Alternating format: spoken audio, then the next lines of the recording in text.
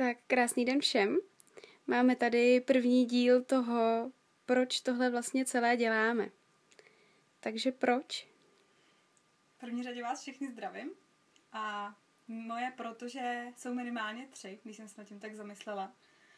První z nich je, že si prostě jednoduše chci splnit svůj sen. Sen, který mám několik let, o kterém sním, o kterém přemýšlím, o kterém občas někde mluvím a řekla jsem si, že už je asi čas to začít dělat a nejenom o tom mluvit.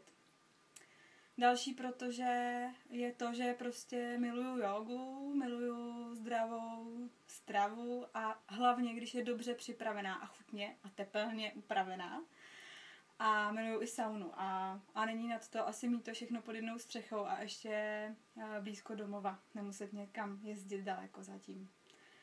A třetí, protože je to, že vnímám, že lidem dělá dobře, když se vracejí zpátky ke svým tělům, když o ně více pečují zevnitř i zvenku, když jim dávají pozornost a stejně tak, když občas vypnou hlavu, vypnou své myšlenky, vypnou mysl, což yoga dokáže zprostředkovat. A tím tak uleví tomu nátlaku, co máme tady v tom světě zvenku, všech těch informací a stresu a tak. A musím říct, že nedělám jogu vlastně nijak moc dlouho, dělám jich necelých 5 let, což není dlouhá jogová praxe. Ale vnímám, že za tuhle dobu už ty lidi se opravdu mění. Ty, co chodí dlouhodobě cvičit a pravidelně, tak jsou prostě tak nějak usměvavější, jsou klidnější. Ale i člověk, který přijde jednou, tak ho občas pak potkám a on mi pak řekne, mně se tak dobře prostě spalo. Já jsem se tak jako nějak uvolnila a bylo to tak všechno nějak lepší. Takže proto to taky dělám. Vrátíme se k projektu srdeční záležitosti.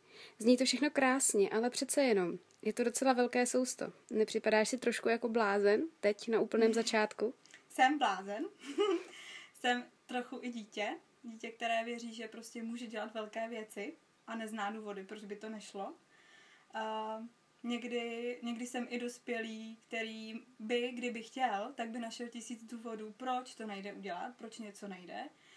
A vím, že tady tu složku dospělou v sobě mám, ale tam mě spíš brzdí. Takže já schválně a záměrně teď dávám pozornost a energii tomu dítěti a tomu bláznovi, těmhle 2, kteří věří, že můžou realizovat sny a prostě věří, že zázraky se dějí. Děkuju. Pokud vy ostatní máte nějaké otázky, napište je do komentářů pro Lucku a ona vám na ně ráda odpoví. Hezký den.